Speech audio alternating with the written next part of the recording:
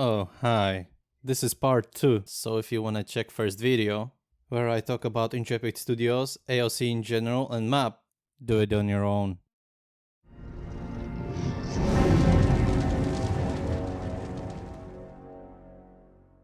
Node system is the core part of Ashes of Creation. There are preset places on the map which can flourish into huge metropolis full of life, trade and opportunities. Every node possesses a zone of influence. Anything you do in this region will provide needed experience to get a node into a higher level. That means killing monsters and doing quests will benefit usually the closest one. Explanation about ZOI with my amazing paint skills. Here we have 3 level 1 nodes. Of course, the area of supremacy won't be a circle and I skipped their stage 0, but doesn't matter. Anyway, their zone of influence is fairly small and anything that players do in this area will help those cities to develop. As the nodes grow, so will their ZOIs. At some point, one of the nodes will be so huge that its ZOI will consume other nodes. At this time, Yellow Village became parental node of Green. F it, let's make it purple, cause I can't see shit. Anyway, now Purple Camp is considered as a vassal node and it's basically cucked. Its maximum level always be one stage lower than its big brother. If Yellow node progresses to level 4, Purple can advance to level 3. Additionally, Purple node cannot declare war on the parental node and it has to pay taxes. Where's the money, Lebowski? Where's the fucking money, shithead? But it can all change if Yellow node would be sieged and destroyed. Just saying. As the city grows, so does its ZOI, devouring all other nodes into its jurisdiction.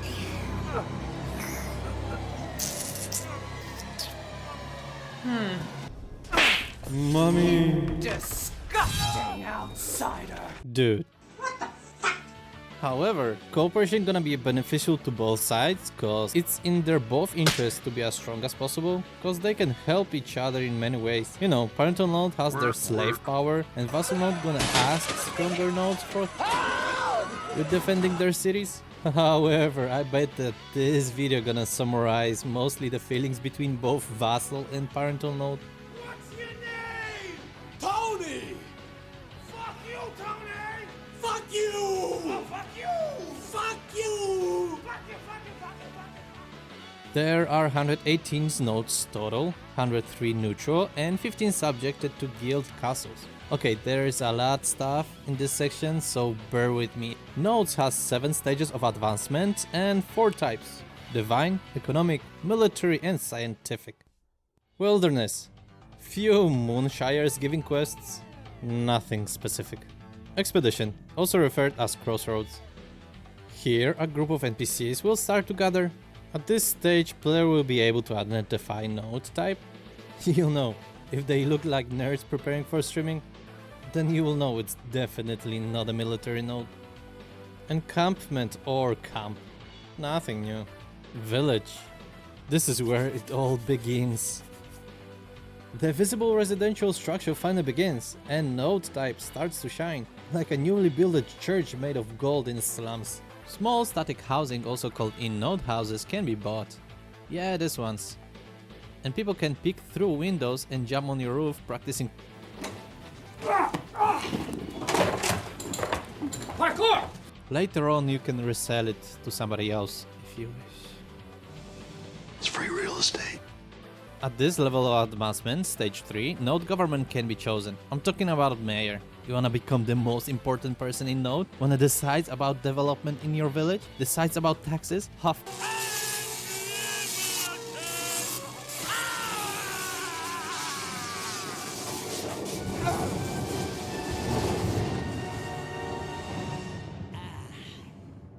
Well, this is the position for you. Mayor can decide to open stock exchange or not. Wanna try your strengths as a stockbroker? Shit, say no more. The value of stocks will be influenced by... Each node type will have an own unique buildings available at this time. Divide node can build temples dedicated to a religion. There is not much info about it yet, but there will be some sort of competition that will determine the winner. God damn, I hope it will be to convert as many people as possible to your faith. In economic nodes, markets can be built which grants access to auction house. Yep, that's right, not every village will have Action House in their possession. Well, that kinda sucks. With limited fast travel, I hope access to Action House won't be tedious. We'll see. All depends on players how many economic nodes they decide to develop on the server. Markets will grant access to player shops and stalls. Remember shops in Lineage 2? Something similar. Well, at least I hope it will be something similar, cause when I played Lineage 2 long time ago, I really enjoy walking around the city and checking what player has to offer. I don't know, it has a different climate to see what players want to sell or buy, instead of just typing a word in Action House search engine. But first, you need to buy a fucking permit. There are permits or licenses for everything in real world. And now I need to get it also in game to sell some shit? Damn, Intrepid, that is just too cruel. That shit gets real. Military node will have an access to barracks, and scientific nodes will possess libraries. Barracks will help with combat and sieges, while libraries will provide lore, location of monsters and dungeons, as well as recipes for crafting. Guilds now can compete with each other for a title of Patron Guild. The winning guild will be loved and respected by everybody in the city, like Mr. Satan after defeating Cell in Dragon Ball. Nah, just kidding, you will be like Yamcha after DBZ, unknown and forgotten. However, the title has its benefits, perks, skills, and guild hall. So as you can see, there is a lot of it, and it's just stage 3. Many options and decisions.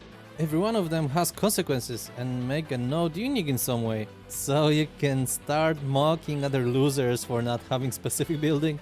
Not every node will have the same structure, and it's up to the players to decide which features are more important than the others. Stage 4, Town. Even more permanent structures can be seen. Static houses can now progress to medium size. Now players in military node can acquire title of Bounty Hunter and start hunting player killers on the map. You can be a fucking bounty hunter killing corrupted players and make living out of it. How cool is that? I can bring you in warm, or I can bring you in cold. Stage 5, City. Sizable buildings and protective walls will be immediately visible from a distance. Even more new buildings will be available for each node type, and static housing can be upgraded to large sizes. Stage 6, Metropolis. Metropolis is like Henry Cavill, that everybody wants to hang out with and play games, or Gal Gadot to date. So Gal, if you hear this, What's up, baby? Take me out to dinner. you get the point. Metropolis will be very desirable on the server. Huge agglomeration of houses and walls will rise above hills and forests. Gigantic temples, extensive guild halls, and player mansions, probably prospering as a brothel, will definitely make an impression on newly visitors. And finally, each metropolis has its own superpowers. Be one with Yui.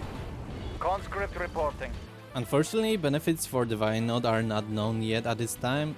I hope it's gonna be a chance to global brainwash people to donate me gold, so I can pay for my economic type will unlock options to connect action houses with other economic nodes, which will make life much easier to buy and sell items. At some point, I wanna see a node on my server where you can buy and sell literally anything. Military node will have something to do with improving the capabilities of Bounty Hunter, This is the way. This is the way. and reducing duration of player corruption. And finally, teleportation for scientific node. That means fast travel to any vassal node, baby!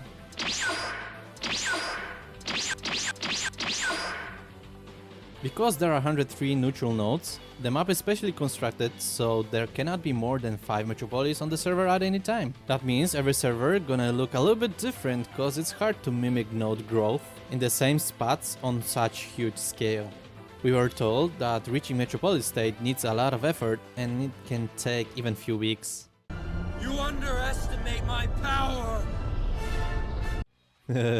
Additionally, race, which will contribute the most assets, whether it be a dwarf or an orc, will alter the racial appearance of buildings and NPCs. So choose wisely where you want to have your 5 biggest civilization on the map, because not everybody may like it. Intrepid Studio wants shifts of establishments on the server to be something continuous and ever-changing. Like receiving hairlines of some streamers moving further away from their forehead. My personal choice? Node on an island. Cause you know what traveling ships with a lot of wealthy players means, right? Bloody pirates! Plus, I hope there's gonna be some cool underwater monsters which can sink your ass while swimming towards that node. More loot for me! So, belonging to higher level node as a citizen will bring many benefits. Access to server buildings, merchants, upper tier crafting benches is just a tip of an iceberg. As well as the right to make fun of those losers from lower level nodes. Also, you want to be a citizen of a strong node or cool one, cause then your house not gonna be destroyed as easily during siege. And no, you cannot swap your node citizenship like Blizzard changes their employees. There's gonna be some cooldown if you wanna join other community to avoid consequences of your poor choices. Risk versus reward, remember? Most influential person of a node definitely gonna be a mayor. Or big streamers smile. I would die for My streamer. I would die for My Okay, streamer. haircut. Time to prove it. Mayor decisions will determine how node gonna spend their hard-earned gold from taxes towards different upgrades. Will it be stronger walls for better protection from siege machines? Or will it be a new apartment complex so players have a place to escape PvP? You thought that running away into city walls will protect you from player killers that want to slice you like a pig? Think again. And this brings us to the topic, how to become elected mayor. Each node type has a different event for it. For Divine Node, completing specific quests will prove your faith and dedication To your goal. Economic node makes it simple. How much gold can you offer?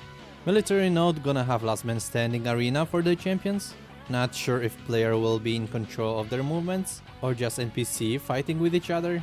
Regardless, you can invest into his gear, skills and toughness through quests, mats and of course gold. So yeah, simply it's a battle royale for your gladiator. And the last one is scientific node, which will have democratic election via anonymous voting. Participation in all those events will only be available to its citizens, of course. To become one, you must first buy housing.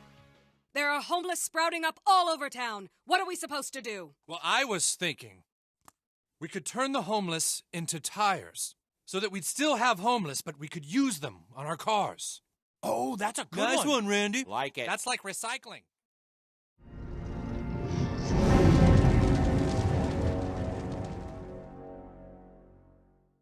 Housing in Ashes of Creation is gonna give players some interesting options. 3 types of houses will be available. Apartment. Inside a node, mayor can build a residential complex. Static housing, also called in-node house. Visible residences inside the walls of a node with possibility to enlarge them once civilization advance. Freehold. The most important personal space of each player. Per il coronavirus. Entirely customizable property may look completely different. Building can be visually changed with cash shops or in-game blueprints. However, the size of entire property will be permanent regardless to the node size. Otherwise, half of the map space will be occupied.